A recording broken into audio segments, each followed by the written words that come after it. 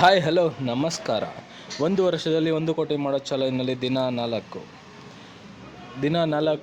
ನಮ್ಮ ಅಂಗಡಿಗಳಿಗೆ ಲೀವ್ ಇದ್ದಿದ್ದ ಕಾರಣ ನಾವು ಯಾವುದೇ ಅರ್ನಿಂಗ್ನ ತೋರಿಸ್ತಾ ಇಲ್ಲ. ಆ ಲೀವ್ ಇದ್ದಿದ್ದ ದಿನ ನಾವು ನಮ್ಮ ಫ್ಯಾಮಿಲಿ ಟೈಮ್ನ ಸ್ಪೆಂಡ್ ಮಾಡಿದ್ದೀವಿ. ಯೂಟ್ಯೂಬ್ಗೋಸ್ಕರ ಕೆಲವೊಂದು ವೀಡಿಯೋಸ್ನೂ ಮಾಡಿದ್ದೀನಿ, ಅದನ್ನು ಅಪ್ಲೋಡ್ ಮಾಡ್ತೀನಿ, ನೋಡಿ ಹಾರೈಸಿ.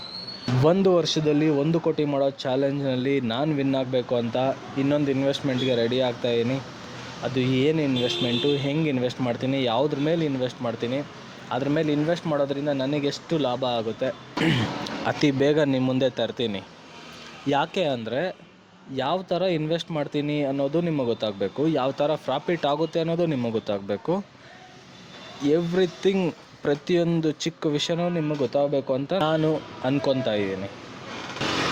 ಸೊ ನೋಡೋಣ ಯಾವಾಗ ಇನ್ವೆಸ್ಟ್ಮೆಂಟ್ ಮಾಡ್ತೀನಿ ಅಂತ ನಾನು ಕಾಯ್ತಾನೇ ಇದ್ದೀನಿ. 1 ವರ್ಷದಲ್ಲಿ 1 ಕೋಟಿ ಮಾಡೋ ಚಾಲೆಂಜ್ನಲ್ಲಿ ದಿನ 4 ಈ ಥರ ಮುಗೀತಿದೆ. ದಿನ 3ರಲ್ಲಿ 4,000 ದುಡಿದಿದೆ, ಅದು ಒಂದು ಶಾಪಿಂದ. ದಿನ 4 ಏನೂ ಅರ್ನಿಂಗ್ಸ್ ಇಲ್ಲ, ಝೀರೋ ಅರ್ನಿಂಗ್ಸು. ಸೊ ಈಗ ನಾನು ಸಂಪಾದನೆ ಮಾಡಿರೋ ಒಟ್ಟು ಹಣ 4,000 ಒಂದು ಅಂಗಡಿಯಿಂದ. ಡೇ 5ಇಂದ 2 ಅಂಗಡಿದನ್ನು ಸೇರಿಸಿ ನಾನು ಲೆಕ್ಕಾಚಾರ ತಗೊತಿದ್ದೀನಿ. ಸೊ ನೆಕ್ಸ್ಟ್ ವೀಡಿಯೋಗಳಿಂದ ನಿಮಗೆ 2 ಅಂಗಡಿದು ಅರ್ನಿಂಗ್ಸ್ಗಳನ್ನ ಆ್ಯಡ್ ಮಾಡ್ಕೊಂಡು ಹೋಗ್ತೀನಿ.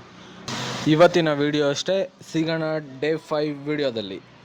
Tata, take care, bye bye, see you.